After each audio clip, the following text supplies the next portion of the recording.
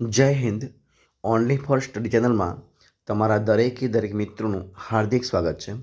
તો મિત્રો, આજે આપણે આ વિડીયોમાં જોઈશું કે ધોરણ 1 થી 5ની અંદર શિક્ષક બનવાની જે પરીક્ષાની તારીખ છે એ આવી ચૂકી છે. એટલા માટે આપણે મિત્રો જે ટેટ 1 છે એ પરીક્ષા માટે આપણે કેટલાક અલગ અલગ વિડીયોના ટોપિક બનાવવાની શરૂઆત કરી છે, જેવા કે શૈક્ષણિક મનોવિજ્ઞાન, પદ્ધતિશાસ્ત્ર અને વિષય વસ્તુ. તો આજે આપણે આ વિડીયોમાં શૈક્ષણિક મનોવિજ્ઞાનનો જે વિડીયો છે મિત્રો, વિડીયો નંબર 9 બનાવવા જઈ રહ્યા છે. તો વિડીયો પૂરેપૂરો જોજો. શરૂઆત કરીએ આપણે વિડીયોની. જોઈએ પ્રશ્ન એક તમારી સમક્ષ છે. શું છે કે પ્રત્યક્ષીકરણના પ્રયોગોમાં કયા સાધનનો ઉપયોગ થાય છે? મ્યુલર લાયર, ટેચિસ્ટોકોપ, દર્પણાલેખન યંત્ર, વિદ્યાત્મક આકૃતિઓ. તો મિત્રો જવાબ શું આવશે? પ્રત્યક્ષીકરણના પ્રયોગોમાં ટેચિસ્ટોસ્કોપ જે છે એનો મિત્રો ઉપયોગ થાય. જવાબ આવશે ઓપ્શન બી, ટેચિસ્ટોસ્કોપ એનો ઉપયોગ થાય. જવાબ આવશે ઓપ્શન બી. ત્યારબાદ દર્પણાલેખનના પ્રયોગ સાથે કયો સિદ્ધાંત જોડાયેલો છે? આંતરસૂઝ દ્વારા શિક્ષણ, પ્રયત્ન અને ભૂલ દ્વારા શિક્ષણ, અન્વેષણાત્મક શિક્ષણ કે ક્રિયા દ્વારા શિક્ષણ. તો દર્પણાલેખના પ્રયોગ સાથે ઓપ્શન બી, પ્રયત્ન અને ભૂલ દ્વારા જે શિક્ષણ છે એનો જે સિદ્ધાંત છે સિદ્ધાંત જોડાયેલો છે. જવાબ આવશે ઓપ્શન બી. ત્યારબાદ ધોરણ 11 મનોવિજ્ઞાનના વર્તન પાઠ્યપુસ્તક પ્રકરણોની સંખ્યા કેટલી છે મિત્રો? 10, 11, 12 કે 13? તો મિત્રો એ છે ઓપ્શન. જવાબ આવશે 10. પ્રશ્ન જોઈએ આપણે આગળ. ધોરણ 11 અને 12ના મનોવિજ્ઞાનના વર્તન પાઠ્યપુસ્તક કઈ બાબત જોવા મળતી નથી? જોજો મિત્રો, ધ્યાનથી જોજો, અહીંયા નથી પૂછ્યો છે. તો આકૃતિને ચાર્ટ, પારિભાષિક શબ્દોના અંગ્રેજી પર્યાય, પૂરક માહિતી કે પ્રવૃત્તિઓ. તો મિત્રો ધોરણ 11 અને 12ના મનોવિજ્ઞાન વર્તનમાં જે છે એ પાઠ્યપુસ્તકની અંદર જે પ્રવૃત્તિઓ છે એની બાબત જોવા મળતી નથી. એટલે જવાબ આવશે ઓપ્શન ડી.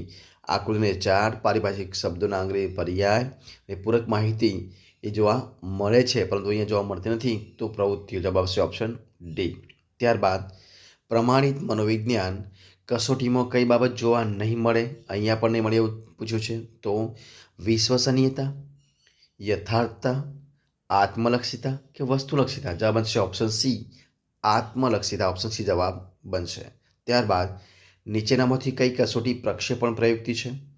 દેસાઈની સમૂહબુદ્ધિ કસોટી, રોડસેકની સાઈના ડાગાની કસોટી, વેક્સલન ઇન્ટેલિજન્સ સ્કેલ કે સ્ટેનફર્ડ બિને સ્કેલ? તો જવાબ આવશે મિત્રો રોડસેક સાઈના ડાગાની કસોટી. જવાબ આવશે ઓપ્શન બી. કઈ આવશે?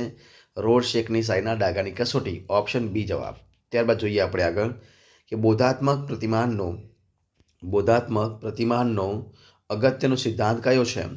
આરોપણનો સિદ્ધાંત, સ્વક્ષમતાનો સિદ્ધાંત, ગેસ્ટાલ્ટનો સિદ્ધાંત કે પ્રત્યક્ષીકરણનો સિદ્ધાંત? જવાબ બનશે ઓપ્શન એ, આરોપણનો સિદ્ધાંત. ઓપ્શન એ જવાબ બનશે, આરોપણનો સિદ્ધાંત. ત્યારબાદ ઓટિઝમ એટલે શું?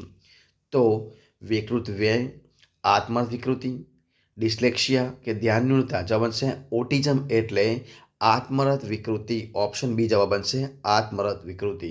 ત્યારબાદ વ્યક્તિના જીવનમાં થતા અમુક અનુભવો કે જેને યાદ કરાવવા માટે ઘણા પ્રયત્નો કરવા છતાં ચેતનાના કેન્દ્ર પ્રદેશમાં પુનઃ લાવી શકાતા નથી, તેને કઈ અવસ્થા કહેવાય છે? ચેતન અવસ્થા, અવચેતન અવસ્થા, અબોધ ચેતન અવસ્થા કે સ્વપ્ન? તો વ્યક્તિના જીવનમાં થતા અમુક અનુભવો કે જેને યાદ કરવા માટે ઘણા પ્રયત્નો કરવા છતાં ચેતનાના કેન્દ્ર પ્રદેશમાં પુનઃ લાવી શકતા તેને મિત્રો અવસ્થા કહેવાય છે અબોધ ચેતન અવસ્થા. જવાબ બનશે ઓપ્શન સી. શું આવશે? અબોધ ચેતન અવસ્થા. ત્યારબાદ જોઈએ આપણે આગળ પ્રશ્ન. જો કયો છે કે બીજાના ચિત્તમાં ચાલતા વિચારો કોઈ પ્રગટ માધ્યમ વગર જાણી જવા તે મનની કઈ શક્તિ દ્વારા શક્ય બને છે? પૂર્વજ્ઞાન, મનોગતિ, દૂરદ્રષ્ટિ કે વિચાર સંક્રમણ? તો મિત્રો જવાબ આવશે વિચાર સંક્રમણ. ઓપ્શન ડી જવાબ આવશે, વિચાર સંક્રમણ. ઓપ્શન ડી જવાબ બનશે.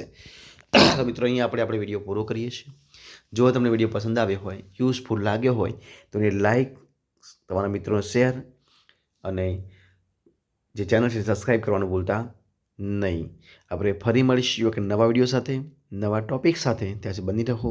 જય હિન્દ, જય ભારત, જય જય ગરવી ગુજરાત. Best of luck.